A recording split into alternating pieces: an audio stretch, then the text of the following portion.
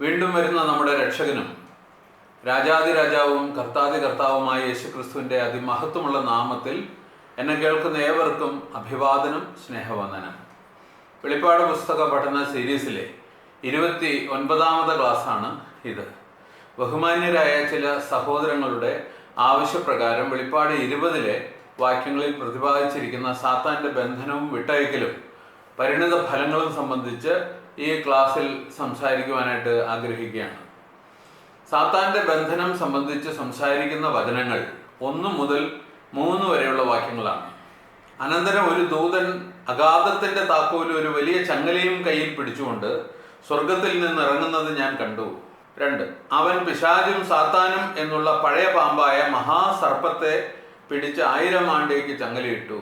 3, 1000 ആണ്ട് കഴിയുവോളം ജാതികളെ വഞ്ചിക്കാതിരിപ്പാൻ അവനെ അഗാധത്തിൽ തള്ളിയിട്ട് അടച്ചു പൂട്ടുകയും മീതെ മുദ്രയിടുകയും ചെയ്തു. അതിൻ്റെ ശേഷം അവനെ അല്പകാലത്തേക്ക് അഴിച്ചു വിടേണ്ടതാകുന്നു. ഇനി ഈ 1 മുതൽ 3 വരെയുള്ള വാക്യങ്ങളിൽ പറഞ്ഞിരിക്കുന്ന ദൃശ്യത്തിൻ്റെ വിശദീകരണം തരാം. മൂലഭാഷയിൽ 1-ാം വാക്യം ആരംഭിക്കുന്നത് അനന്തരം ഞാൻ കണ്ടു എന്ന് പറഞ്ഞുകൊണ്ടാണ്. സ്വാഭാവികമായിട്ട് ഒരു ചോദ്യം ഉയരും, എന്താണ് ആവോ യോഹന്നാൻ കണ്ടത് എന്ന്. താൻ കണ്ടത് സ്വർഗത്തിൽ നിന്ന് ഇറങ്ങി വരുന്ന ഒരു ദൂതനെയാണ്. ദൂതന്റെ കയ്യിൽ അഗാധത്തിന്റെ താക്കോലുണ്ട്, കൈമേൽ ഒരു ചങ്ങലയും ഉണ്ട്. ഇറങ്ങി വന്ന ശേഷം ആ ദൂതൻ പിശാചും സാത്താനും എന്നുള്ള പഴയ പാമ്പായ മഹാസർപ്പത്തെ പിടിച്ച് 1000 വർഷത്തേക്ക് ചങ്ങലയിട്ടു. 1000 ആണ്ട് കഴിയുവോളം ജാതികളെ വഞ്ചിക്കാതിരിപ്പാൻ അവനെ അഗാധത്തിൽ തള്ളിയിട്ട് അടച്ചു പൂട്ടുകയും മീതെ മുദ്രയിടുകയും ചെയ്തു. ഇതാണ് യോഹന്നാൻ ആദ്യം കണ്ടത്. ഇനി കുറച്ചുകൂടി വിശദമായിട്ട് ആ കാര്യങ്ങളെ പറയാം. ദൂതൻ സ്വർഗത്തിൽ നിന്ന് ഇറങ്ങി വരികയായിരുന്നു. സ്വർഗത്തിൽ നിന്ന് ഇറങ്ങി വരുന്നവൻ സ്വാഭാവികമായിട്ടും സ്വർഗത്തിലെ ദൈവത്താൽ അയക്കപ്പെട്ടവനാണ്. അവിടുത്തെ കൽപ്പന അനുസരിച്ച് സ്വർഗീയ ദൗത്യവുമായി വരുന്നവനാണ്. ഇങ്ങനെ സാത്താൻ്റെ ബന്ധനം ഒരു സ്വർഗീയ ദൗത്യമായിരുന്നു എന്നുള്ളത് 1-ാമത്തെ പോയിന്റ്.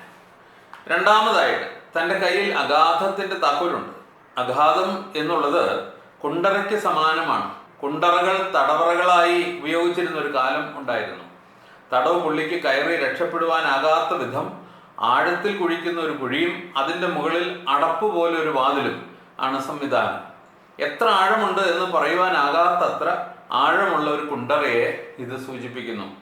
അഗാധത്തെക്കുറിച്ചുള്ള ഒരു പരാമർശം അധ്യായം 9 1-ാം വാക്യത്തിലും ഉണ്ട്. ഇനി 3-ാമത്തെ പോയിന്റ്, തൻ്റെ കൈമേൽ ഒരു വലിയ ചങ്ങല ഉണ്ടായിരുന്നു. ചങ്ങല കയ്യിലല്ല, കൈമേലായിരുന്നു കണ്ടത്. എപ്പി ടേൻ ഖൈറ എന്നാണ് ഗ്രീക്കിലെ വാക്കുകൾ. അത് സൂചിപ്പിക്കുന്നത് ചങ്ങല കയ്യിൽ ഒതുങ്ങുന്നത് ആയിരുന്നില്ല എന്നാണ്. കൈ തണ്ടമേലിടേണ്ട ആവശ്യമുണ്ടായിരുന്നത്ര വലിപ്പവും ഭാരവുമുള്ളതായിരുന്നു അത് എന്ന് ആണ് സൂചന. കാരണം ബന്ധിക്കപ്പെടുവാനുള്ളവൻ അതിശക്തൻ ആയിരുന്നു. ഇനി ദൂതൻ ചെയ്യുന്ന കാര്യങ്ങൾ ശ്രദ്ധിക്കാം. അവൻ പിശാചും സാത്താനും എന്നുള്ള പഴയ പാമ്പായ മഹാസർപ്പത്തെ പിടിച്ച് 1000 ആണ്ടേക്ക് ചങ്ങലയിട്ടു. 1000 ആണ്ട് കഴിയുവോളം ജാതികളെ വഞ്ചിക്കാതിരിപ്പാൻ അവനെ അഗാധത്തിൽ തള്ളിയിട്ട് അടച്ചു പൂട്ടുകയും മീതെ മുദ്രയിടുകയും ചെയ്തു. സാത്താന്റെ ബന്ധനത്തിന്റെ ആദ്യഘട്ടം സാത്താനെ ചങ്ങല കൊണ്ട് ബന്ധിക്കുക എന്നതായിരുന്നു. അക്കാലത്ത് അങ്ങനെയായിരുന്നു. പത്രോസിനെ ബന്ധിച്ചത് ചങ്ങല കൊണ്ടായിരുന്നു. പൗലോസിനെയും ശീലാസിനെയും ബന്ധിച്ചത് ചങ്ങല കൊണ്ടായിരുന്നു. എന്നാൽ പിശാച് ഒരു ആത്മാവാകുന്നു എന്ന കാര്യം നാം മറന്നുകൂടാ. ഒരു ദുഷ്ടാത്മാവാണ് പിശാച്. ഈ കാരണത്താൽ തന്നെ ഭൗതികമായ ഒരു ചങ്ങല കൊണ്ട് ബന്ധിക്കുവാനോ കുണ്ടറയിൽ അടച്ചിടുവാനോ കഴിയുകയില്ല. ആകയാൽ ഇവിടെ പറഞ്ഞിരിക്കുന്ന സാത്താന്റെ ബന്ധനം ആത്മിക സ്വഭാവമുള്ളതാണ്. ആത്മികമായ ബന്ധനത്തെ ചങ്ങലയായി ദർശനത്തിൽ ചിത്രീകരിച്ചിരിക്കുന്നു എന്ന് മാത്രം. സമാനമായ ഒരു വിവരണം 2 പത്രോസ് 2-ാം അധ്യായം 4-ാം വാക്യത്തിലുണ്ട്. പാപം ചെയ്ത ദൂതന്മാരെ ദൈവം ആദരിക്കാതെ അന്ധതമസിന്റെ ചങ്ങലയിട്ട് നരകത്തിലാക്കി എന്നാണ് അവിടെ എഴുതിയിരിക്കുന്നത്. ഇരുമ്പിന്റെ ചങ്ങല എന്ന് പറഞ്ഞാൽ ഇരുമ്പ് കൊണ്ടുള്ള ചങ്ങല എന്നാണ് നാം മനസ്സിലാക്കുക. അപ്രകാരം അന്ധതമസിന്റെ ചങ്ങല എന്ന് പറഞ്ഞാലോ അന്ധതമസ് കൊണ്ടുള്ള ചങ്ങല എന്നാണ് അർത്ഥം വരിക.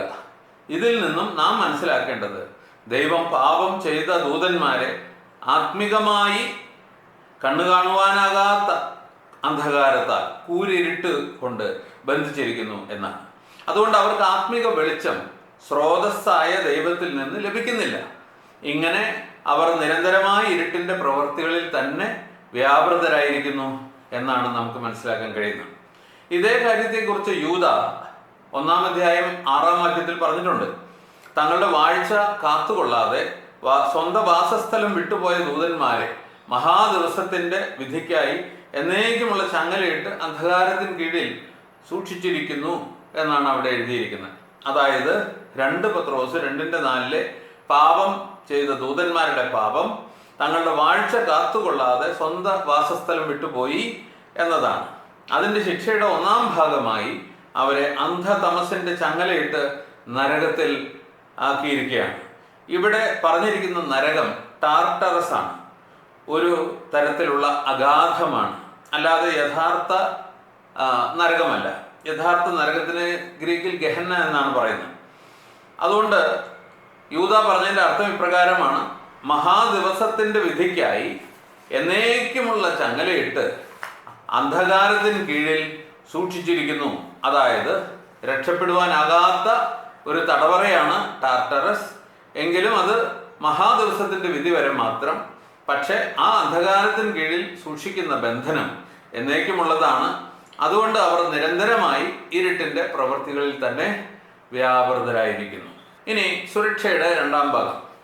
സാത്താനെ ചങ്ങലയിൽ ബന്ധിച്ച ശേഷം ദൂതൻ അവനെ അഗാധത്തിലേക്ക് ഇട്ടു. അതിനുശേഷം ആ അഗാധത്തിന്റെ വാതിൽ അടച്ച് താക്കോൽ കൊണ്ട് പൂട്ടി. ഇതാണ് ബന്ധനത്തിന്റെ സുരക്ഷയുടെ 2-ാം ഭാഗം. ഇതും ആത്മിക സ്വഭാവമുള്ളതാണ്. വാതിലും താക്കോലും ഒക്കെ ആത്മികമായ ബന്ധനത്തെ കാണിക്കുന്നു എന്നേ ഉള്ളൂ. അതിനുശേഷം ആ പൂട്ടിന് മുദ്രയിട്ടു. ഇതാണ് ബന്ധനത്തിന്റെ സുരക്ഷയുടെ 3-ാം ഭാഗം. അതീവമായ സുരക്ഷയെ ഈ 3 ഘട്ടങ്ങളും ചേർന്ന് എടുത്തു കാണിക്കുന്നു. ഇനി അടുത്തതായിട്ട് നമുക്ക് ഈ വചനഭാഗത്ത് നിന്ന് മനസ്സിലാക്കാൻ കഴിയുന്നത് സാത്താന്റെ ബന്ധനം താൽക്കാലികമാണ് എന്ന കാര്യമാണ്. സാത്താന്റെ ബന്ധനം താൽക്കാലികമാണെന്ന് പല പ്രാവശ്യം പറഞ്ഞിട്ടുണ്ട്.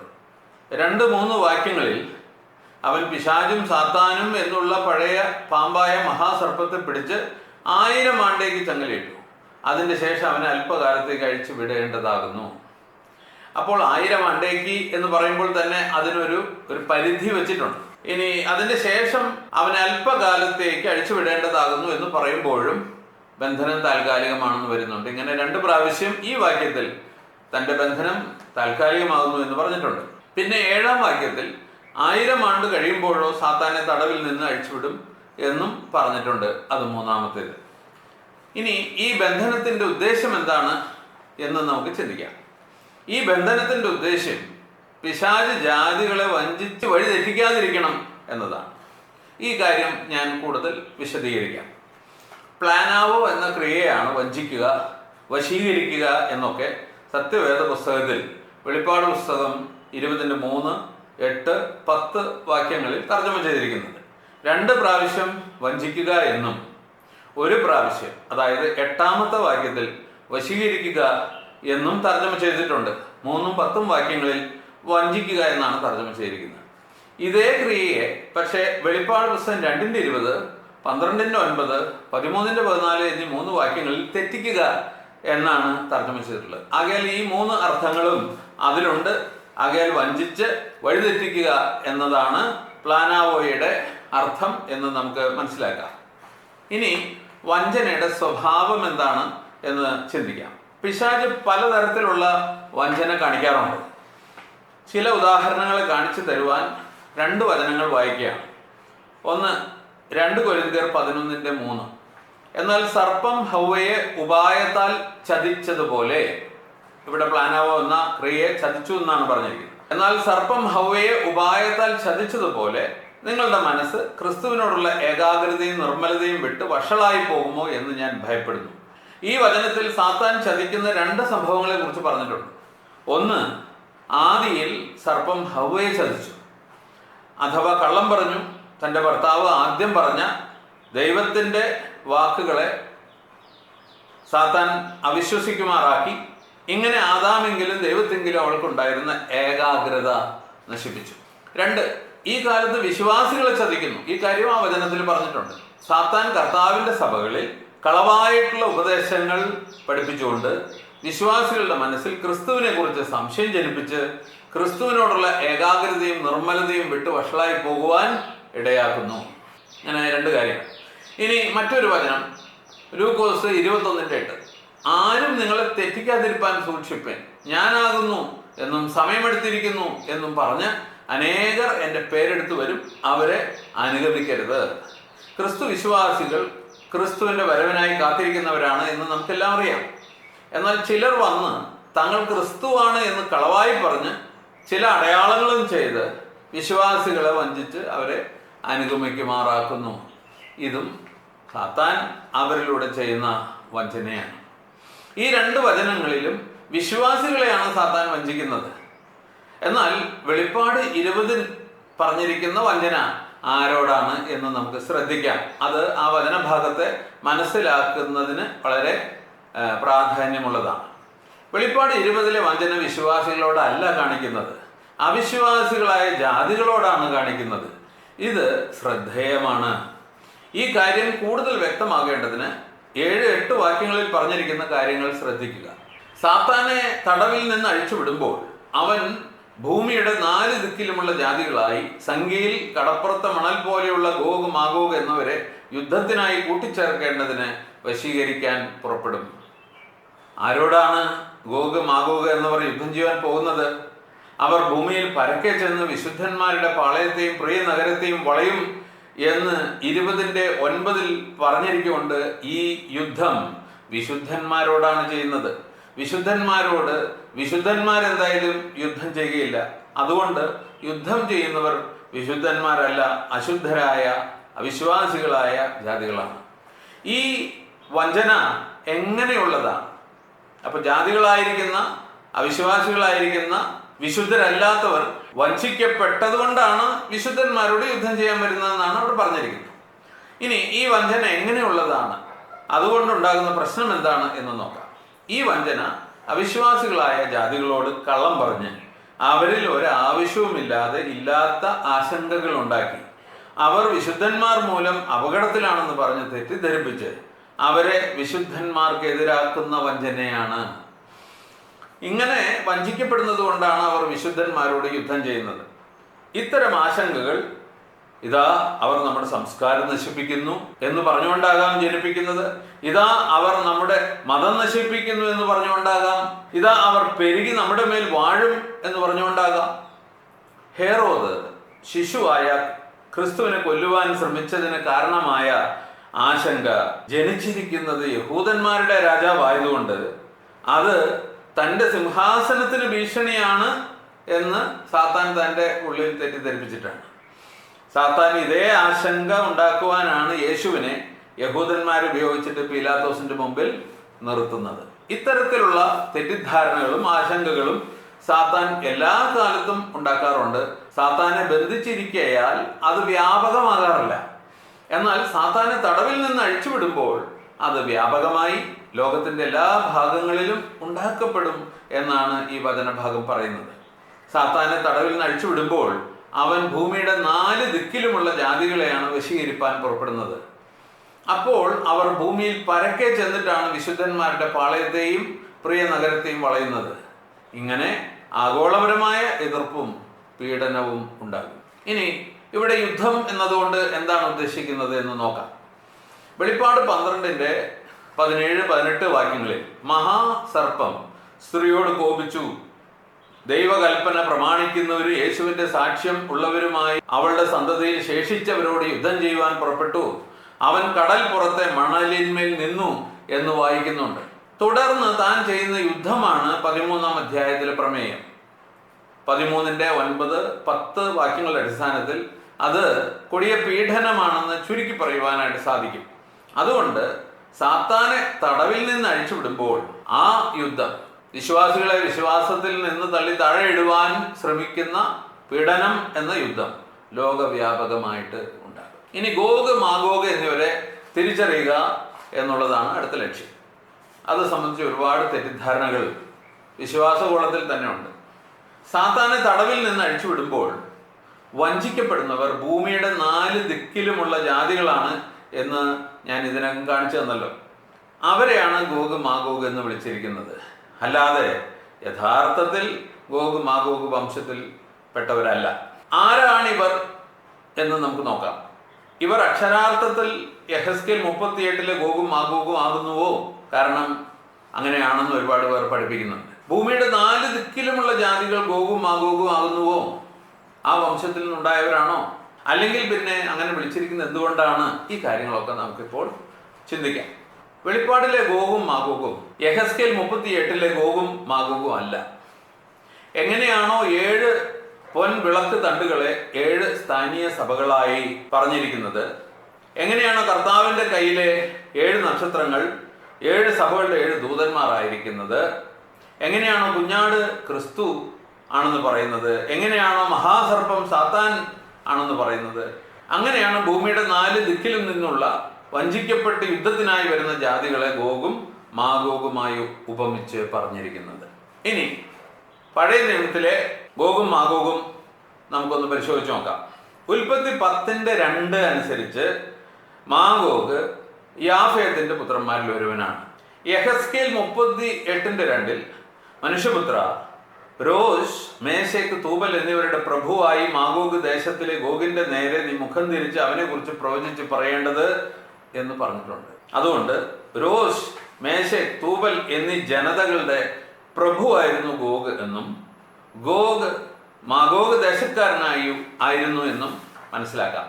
രോസ്, മേശേക്ക്, തൂബൽ എന്നിവ മാഗോഗ് എന്ന ജനതയുടെ 3 ഗോത്രങ്ങളായിരുന്നു എന്ന് ചിന്തിക്കുവാൻ ഇവിടെ വകയുണ്ട്. യെഹെസ്കേൽ 38:15 അനുസരിച്ച് ഗോഗും മാഗോഗും ഇസ്രായേലിന്റെ വടക്കായി വസിക്കുന്നുണ്ടായിരുന്നു എന്നാണ് മനസ്സിലാകുന്നത്. നീയും നിന്നോടുകൂടെ പല ജാതികളും ഒട്ടൊഴിയാതെ കുതിരപ്പുറത്ത് കയറി ഒരു മഹാസമൂഹവും മഹാസൈന്യവുമായി നിന്റെ ദിക്കിൽ നിന്ന് വടക്കേ അറ്റത്ത് നിന്ന് തന്നെ വരുമെന്നാണ് 38:15 ഗോഗിനെ കുറിച്ച് പറഞ്ഞിരിക്കുന്നത്. അതുകൊണ്ട് ഇസ്രായേലിനെ അപേക്ഷിച്ച് ഗോഗും മാഗോഗും അങ്ങ് ദൂരെ വടക്ക് ഭാഗത്ത് ആണ് സ്ഥിതി ചെയ്തിരുന്നത്. ആകയാൽ യഥാർത്ഥ ഗോഗിന്റെയും മാഗോഗിന്റെയും ആഗമനം ആ ദിക്കിൽ നിന്ന് വടക്ക് നിന്നാണ് ആയിരിക്കുക. എന്നാൽ വെളിപ്പാടിലെ ഗോഗും മാഗോഗും ഭൂമിയുടെ 4 ദിക്കിലുമുള്ള ജാതികളാണ്. അതുകൊണ്ട് പഴയ നിയമത്തിലെ ഗോഗും മാഗോഗും വെളിപ്പാടിലെ ഗോഗും മാഗോഗും അല്ല. ഈ വഞ്ചിക്കപ്പെട്ട് യുദ്ധത്തിനായി വരുന്ന ജാതികൾ പഴയ നിയമകാല ചരിത്രത്തിൽ കാണുന്ന ഗോഗ് മാഗോഗ് അല്ല എന്നതിന് മറ്റൊരു കാരണമുണ്ട്. പഴയ നിയമത്തിലെ ഗോഗും മാഗോഗും യുദ്ധത്തിനായി ഇസ്രായേലിലേക്ക് പുറപ്പെട്ടു വരും എന്നാണ് പ്രവചനം. എന്നാൽ വെളിപ്പാടിൽ കാര്യങ്ങൾ വ്യത്യാസപ്പെട്ടാണ് ഇരിക്കുന്നത്. അവിടെ ഗോഗും മാഗോഗും വിശുദ്ധന്മാരുടെ പാളയത്തെയും പ്രിയ നഗരത്തെയും വളഞ്ഞ് യുദ്ധം ചെയ്യുവാൻ വരുന്നുണ്ട്. എങ്കിലും സംഭവം നിറവേറുന്നത് ഭൂമിയിൽ പരക്കെയാണ് എന്നുള്ളത് നാം ശ്രദ്ധിക്കേണ്ട ഒരു വസ്തുതയാണ്. ഭൂമിയുടെ 4 ദിക്കിൽ നിന്നും യെരുശലേമിലേക്ക് വരികയല്ല അവർ ചെയ്യുന്നത്. പകരം അവർ ഭൂമിയിൽ പരക്കെ ചെന്ന് വിശുദ്ധന്മാരുടെ പാളയത്തെയും പ്രിയ നഗരത്തെയും വളയുകയാണ് ചെയ്യുന്നത് എന്നാണ് 20:9 പറഞ്ഞിരിക്കുന്നത്. ഭൂമിയിൽ പരന്നു കിടക്കുന്ന ഒന്നിനെ മാത്രമേ ഭൂമിയിൽ പരക്കെ ചെന്ന് വളയുവാൻ കഴിയുകയുള്ളൂ, അല്ലെങ്കിൽ വളയേണ്ട ആവശ്യമുള്ളൂ. ഇക്കാരണത്താൽ അത് ഭൗമിക യെരുശലേമിനെതിരെയുള്ള ആക്രമണമല്ല. ഭൗമിക യെരുശലേം ഭൂമിയിൽ പരന്നു കിടക്കുകയൊന്നും അല്ലല്ലോ. ഇനി ഏതാണ് ഭൂമിയിൽ പരന്നു കിടക്കുന്ന വിശുദ്ധന്മാരുടെ പാളയം, ഏതാണ് ഭൂമിയിൽ പരന്നു കിടക്കുന്ന പ്രിയ നഗരം എന്നൊക്കെ നമുക്ക് നോക്കാം. വിശുദ്ധന്മാരുടെ പാളയം എന്ന് കേൾക്കുമ്പോൾ തിരുവചനം അറിയുന്ന ഏത് വിശ്വാസിയുടെയും മനസ്സിൽ ഓടി വരുന്ന ഒരു ചിത്രമുണ്ട്. സാക്ഷ്യ കൂടാരത്തിന്റെ 4 വശത്തുമായി പാളയം ഇറങ്ങിയിരിക്കുന്ന പഴയ നിയമപ്രകാരം ദൈവജനമായ ഇസ്രായേലിലെ ആ 12 ഗോത്രങ്ങൾ, അഥവാ ഇസ്രായേലിന്റെ ചിത്രമാണ് നമുക്ക് കിട്ടുന്നത്. അത് നിഴലായിരുന്ന ഒരു നിയമത്തിന്റെ നിഴലായിരുന്ന ഒരു പാളയമായിരുന്നു. 2 നിഴലാണ്, നിയമ നിഴലാണ്, ജനം നിഴലാണ്. അതുപോലെ പ്രിയ നഗരം എന്ന് കേൾക്കുമ്പോൾ തിരുവചനം അറിയുന്ന ഏത് വിശ്വാസിയുടെയും മനസ്സിൽ ഓടി വരുന്ന ഒരു ചിത്രമുണ്ട്. പഴയ നിയമപ്രകാരം ദൈവജനമായ ഇസ്രായേലിന്റെ പ്രിയ നഗരമായ ഭൗമിക യെരുശലേം. അത് നിഴലായിരുന്ന ഒരു നിയമത്തിലെ നിഴലായ ആലയമിരുന്ന നിഴലായിരുന്ന പ്രിയ നഗരം ആയിരുന്നു. എന്നാൽ വെളിപ്പാടിന്റെ പശ്ചാത്തലത്തിൽ ദൈവത്തിന്റെ പ്രിയ നഗരം വെളിപ്പാട് 21 കാണുന്ന സ്വർഗീയ യെരുശലേമാണ്. അവൾ കുഞ്ഞാടിന്റെ മണവാട്ടിയാണെന്നാണ് അവിടെ പറഞ്ഞിരിക്കുന്നത്. അതുകൊണ്ട് അവൾ തൻ്റെ രക്തത്താൽ വിലയ്ക്ക് വാങ്ങിയ ദൈവത്തിൻ്റെ സാർവത്രിക സഭയാണ്. ഞാൻ നിനക്ക് ജാതികളെ അവകാശമായും ഭൂമിയുടെ അറ്റങ്ങളെ കൈവശമായും തരും എന്ന് പിതാവ് പുത്രന് കൊടുത്ത വാഗ്ദത്ത പ്രകാരം സാർവത്രിക സഭ ഭൂമിയിൽ പരന്നു കിടക്കുകയാണ്. ആ സാർവത്രിക സഭ തന്നെയാണ് വിശുദ്ധന്മാരുടെ പാളയവും എന്ന് നമുക്ക് മനസ്സിലാക്കാം. ഇങ്ങനെ ഭൂമിയിൽ പരന്നു കിടക്കുന്ന സാർവത്രിക സഭയെയാണ് സാത്താൻ ഭൂമിയുടെ 4 ദിക്കിലുമുള്ള ജാതികളെ കള്ളം പറഞ്ഞ് വഞ്ചിച്ച് വശീകരിച്ച് കൂട്ടിവരുത്തി യുദ്ധം ചെയ്യുവാനായിട്ട് വളയുന്നത്. ഇത് കർത്താവിൻ്റെ വരവിന് മുമ്പായി സഭയ്ക്ക് ആഗോളപരമായി പീഡനം നേരിടേണ്ടി വരും എന്ന സൂചനയാണ് നൽകുന്നത്. എന്തുകൊണ്ട് സഭയോട് യുദ്ധം ചെയ്യുവാൻ വരുന്ന ജാതികളെ ഗോഗിനോടും മാഗോഗിനോടും ഉപമിച്ചിരിക്കുന്നു എന്നുള്ളതാണ് ഒടുവിൽ ചിന്തിക്കുവാനായിട്ട് പോകുന്നത്. യെഹെസ്കേൽ 38-39 അധ്യായങ്ങളിലെ പ്രമേയം ഗോഗ് പഴയ നിയമപ്രകാരം ദൈവജനമായ ഇസ്രായേലിന് നേരെ യുദ്ധത്തിന് വരുന്നതും അതിനെ ദൈവം പരാജയപ്പെടുത്തുന്നതുമാണ്. വെളിപ്പാട് 20-ലും സമാനമായ ഒരു പ്രമേയമാണുള്ളത്. സമാനമായ ഒരു സംഭവമാണ് പ്രവചിച്ച് പറഞ്ഞിരിക്കുന്നത്. സാത്താൻ ഭൂമിയുടെ 4 ദിക്കിലുമുള്ള ജാതികളെ കള്ളം പറഞ്ഞ് വഞ്ചിച്ച് വശീകരിച്ച് കൂട്ടിവരുത്തി പുതിയ നിയമപ്രകാരം ദൈവജനമായ സഭയ്ക്കെതിരെ യുദ്ധം ചെയ്യുവാൻ വരുന്നു. എങ്കിലും സാത്താന് വിജയം കൈവരിക്കുവാൻ കഴിയുന്നില്ല. ദൈവം ആകാശത്ത് നിന്ന് തീ ഇറക്കി അവരെ നശിപ്പിച്ചു കളയുമെന്നാണ് 9-ാം വാക്യത്തിൽ പറഞ്ഞിരിക്കുന്നത്. ഇരു സംഭവങ്ങളിലുമുള്ള ഈ സാമ്യമാണ് വെളിപ്പാട് 20-ലെ സംഭവിക്കുവാനിരിക്കുന്ന ആത്മീക യുദ്ധത്തെ യെഹെസ്കേൽ 38-39 അധ്യായങ്ങളിലെ യുദ്ധം എന്ന പോലെ പറയുവാനുള്ള കാരണം. അങ്ങനെ വേറെയും ഉദാഹരണങ്ങളുണ്ട്. ആത്മീകമായിട്ട് മിസ്രയീമെന്നും സോദോമെന്നും പേരുള്ള നഗരം എന്ന് പറഞ്ഞിരിക്കുന്നത് ഏതിനെയാണ്? യെരുശലേമിനെയാണ്. അതുപോലെ തന്നെ ഞാൻ ആ ക്ലാസ് എടുത്തിട്ടില്ലെങ്കിലും പറഞ്ഞു പോവുകയാണ്. മഹദിയാം ബാബിലോൺ എന്ന് പറഞ്ഞിരിക്കുന്നത് ആ കാലത്തെ AD 70 മുമ്പ് ഉള്ള ആ യെരുശലേമിന്റെ അവസ്ഥയാണ്. അതിനെയാണ് പറഞ്ഞിരിക്കുന്നത്. പുതിയ യെരുശലേം എന്നുള്ളത് സഭയും. അപ്പൊ ഇങ്ങനെയുള്ള സാദൃശ്യങ്ങൾ ഉപയോഗിച്ചുകൊണ്ട് അതിന്റെ വിവിധമായിരിക്കുന്ന ആത്മീക വശങ്ങളെ കുറിച്ച് ചൂണ്ടിക്കാണിക്കുവാനായിട്ട് സാദൃശ്യങ്ങളായിട്ട് അവ ഉപയോഗിച്ചിരിക്കുകയാണ്. അപ്പോൾ ഇവിടെയും അങ്ങനെ തന്നെയാണ്. ഇരു സംഭവങ്ങളിലുമുള്ള ഈ സാമ്യമാണ് വെളിപ്പാട് 20-ലെ സംഭവിക്കുവാനിരിക്കുന്ന ആത്മീക യുദ്ധത്തെ യെഹെസ്കേൽ 38-39 അധ്യായങ്ങളിലെ യുദ്ധം എന്ന പോലെ പറയുവാനുണ്ടായ കാരണം. വെളിപ്പാട് 20-ലെ ഗോഗ് സത്യത്തിൽ സാത്താനാണ്.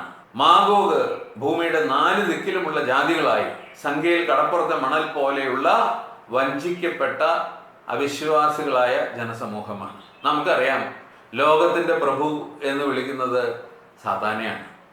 അവിശ്വാസികളുടെ പ്രഭു ആരാണ്? രാജാവ് ആരാണ്? ദൈവം ആരാണെന്ന് വെച്ചാൽ സാത്താനാണ്. ആ സാത്താനാണ് ഇവരെല്ലാം വശീകരിച്ച് കൊണ്ടുവരുന്നത്. എങ്ങനെയാണോ ഗോഗ് യെഹെസ്കേൽ 38-39 അധ്യായങ്ങളിൽ തൻ്റെ സൈന്യത്തെയും മറ്റ് സഖ്യത്തിലുള്ള രാജ്യങ്ങളിലെ സൈന്യത്തെ കൂട്ടി വരുന്നത്, അതുപോലെയാണ് ഇവിടെ സംഭവിക്കുന്നത് എന്നാണ് ഇവിടെ പറഞ്ഞിരിക്കുന്നത്.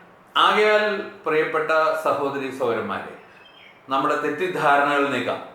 നാം നോക്കേണ്ടത് ഇസ്രായേലിലേക്കോ ഇസ്രായേലിൽ നടക്കുന്ന യുദ്ധങ്ങളിലേക്കോ അല്ല. കർത്താവിൻ്റെ സഭയാണ് നമ്മൾ നോക്കേണ്ടത്. കർത്താവിൻ്റെ സഭയെയും അവൾക്ക് നേരിടുന്ന കഷ്ടങ്ങളെയും പീഡനങ്ങളെയും ഒക്കെയാണ് നമ്മൾ ശ്രദ്ധിക്കേണ്ടത്. അതിൻ്റെ സ്വഭാവത്തെയാണ് നമ്മൾ വിവേചിക്കേണ്ടത്. ലോകമെമ്പാടും അതിനോടുള്ള ബന്ധത്തിൽ വരുന്ന മാറ്റങ്ങൾ നമ്മൾ ശ്രദ്ധിക്കണം. ഇന്ന് ലോകത്തിൻ്റെ മിക്കവാറും എല്ലാ ഭാഗങ്ങളിലും സഭയ്ക്കെതിരായിട്ടുള്ള പ്രശ്നങ്ങൾ നടക്കുന്നുണ്ട്. ഇന്ത്യയിലും നടക്കുന്നുണ്ട്. ശ്രദ്ധിക്കുക, ജാഗരൂകരായിട്ടിരിക്കുക.